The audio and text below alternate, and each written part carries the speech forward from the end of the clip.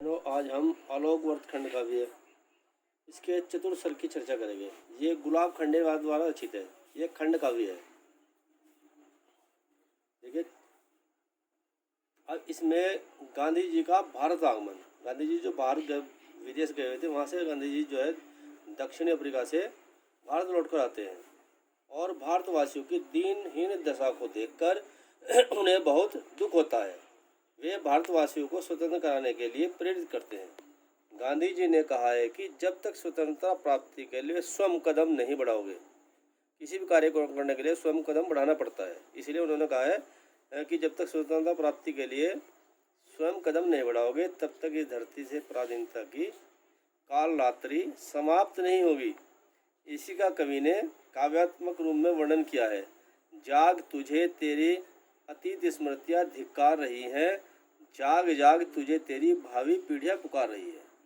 दूसरा हेडिंग है साबरमती के आश्रम पर तट बनाना। तो गांधी जी ने साबरमती जो नदी थी उसके तट पर आश्रम बनाया। गांधी जी ने देश के लोगों को स्वतंत्र कराने के लिए, उनको प्रेरित करने के लिए साबरमती तट के आश्रम पर तट पर आश्रम बनाया।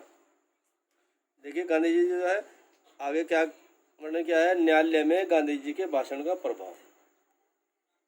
गांधी जी ने अंग्रेजी सरकार के विरुद्ध ऐसा भाषण दिया जिसे सुनकर अंग्रेजी सरकार विषम स्थिति में आ गई। अच्छे जो अंग्रेज जज थे वो भी जो है किंग करते हुए विमुड़ हो गए। क्या करना चाहिए क्या नहीं करना चाहिए उनकी समझ में कुछ नहीं आ रहा था गांधी जी के प्रश्नों को सुनकर। देखिए, कवि ने कहा है न्यायालय स्तब्ध, न्यायाधीश किंग करते हुए विमुड़, घोर अर्थों से गर्भित सुनकर गिरा गुड़। अगला हेडिंग है चंपारण सत्याग्रह। अंग्रेज भारतीयों पर बहुत अत्याचार कर रहे थे। लोगों को जेल में डालकर उन पर अनेक प्रकार से अत्याचार किए जा रहे थे।